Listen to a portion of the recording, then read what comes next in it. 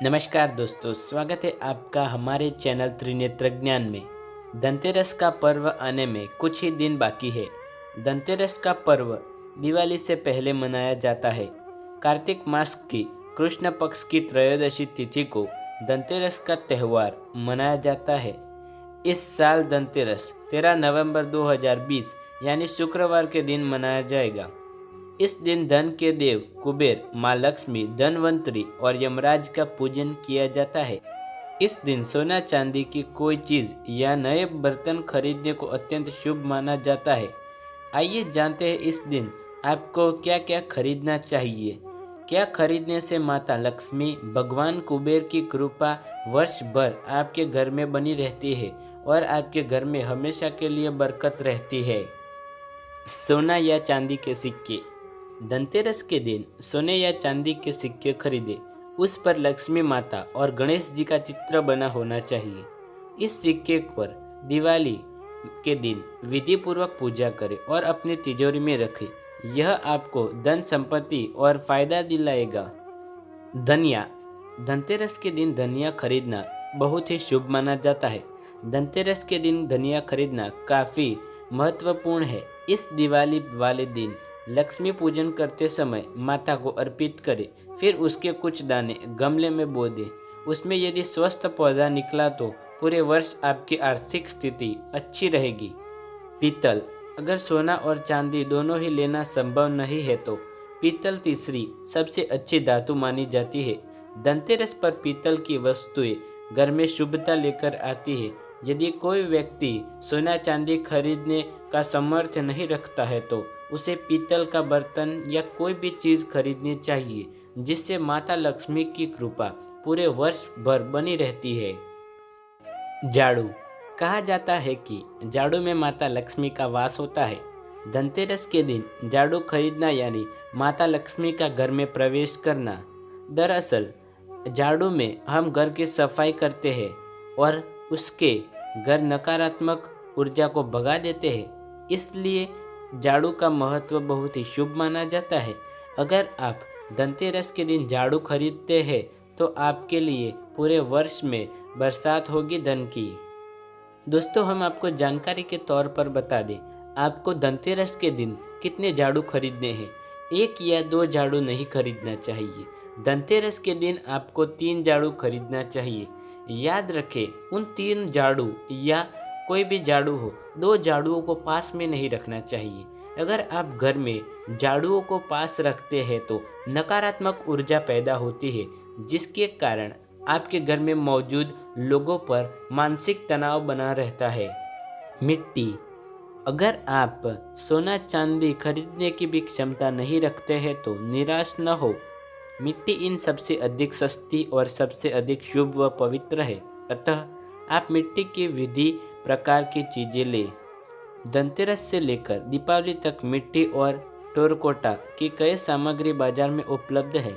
आप अपनी ज़रूरत और पसंद के अनुसार इन्हें घर में ला सकते हैं। मिट्टी बहुत ही पवित्र है।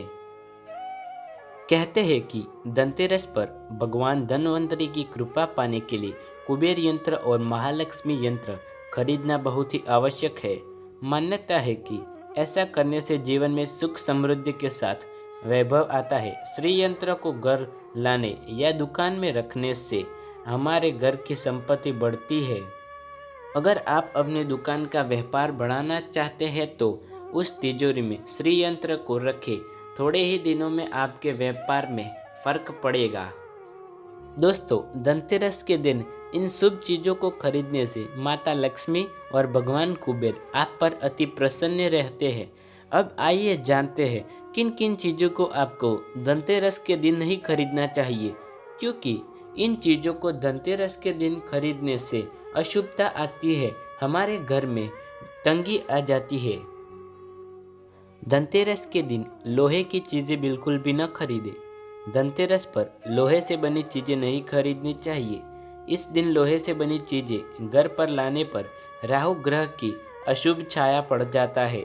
राहु की नज़र पड़ते ही परेशानियां बढ़ना शुरू हो जाती है।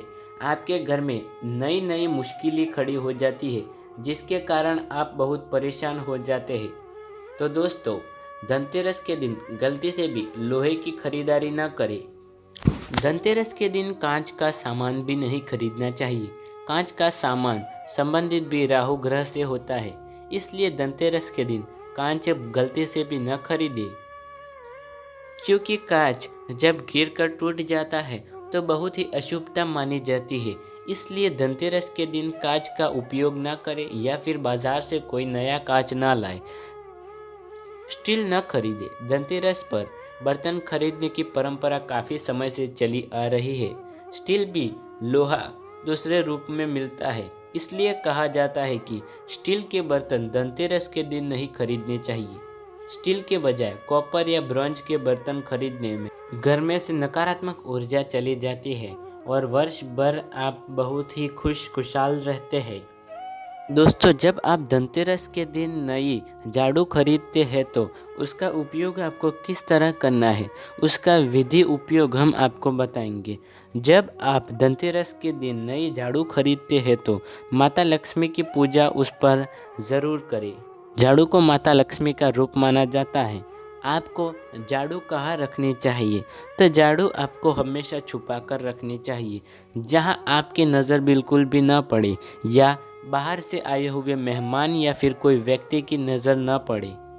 दोस्तों, झाड़ू हमारे घर की गंदगी को तो दूर करता ही है और साथ ही साथ हमारे घर में आ रही दरिद्रता और नकारात्मक ऊर्जाओं को भी भगाता है। आपको झाड़ू कहाँ रखना चाहिए, तो आपको झाड़ू कभी भी मुख्य द्वार पर नहीं रखना चाहिए। मुख्य द्वार पर झाड़ू रखना बहुत ही अशुभ माना जाता है। आपको जहाँ जूते चप्पल रखे जाते हैं उस जगह पर भी झाड़ू को कभी रखना नहीं चाहिए, क्योंकि झाड़ू में महालक्ष्मी का वास होता है। अगर आप जूते चप्पल की जगह झाड़ू रखते हैं तो महालक्ष्मी आप पर रूठ जाती है और आपके घर से चली जाती है। झाड़ू को कभी भी जलाना नहीं चाहिए। झाड़ू को पैर भी नहीं मारना चाहिए। यदि कोई कारण से झाड़ू पानी लग गया हो तो झाड़ू को सुखाकर ही छिपाएं, उसे गीला छुपाना नहीं चाहिए। अगर कोई व्यक्ति बाहर गया है तो उसके तुरंत बाद झाड़ू नहीं लगाना चाहिए। उसके तुरंत बाद झाड़ू लगाने से यह संकेत मिलता है कि बाहर गया हुआ व्यक्ति अपने काम में सफलता नहीं प्राप्त करता। झाड़ू को हमेशा लेटी रखना चाहिए। झाड़ू को खड़ी नहीं रखना चाहिए और झाड़ू को साथ ही साथ छत पर कभी न रखिए। नई झाड़ू खरीदने के लिए और पुरानी झाड़ू हटाने के लिए आपको शनिवार बहुत शुभ दिन है। शनिवार के दिन आप नई झाड़ू खरीदें और पुरानी झाड़ू हटाएं।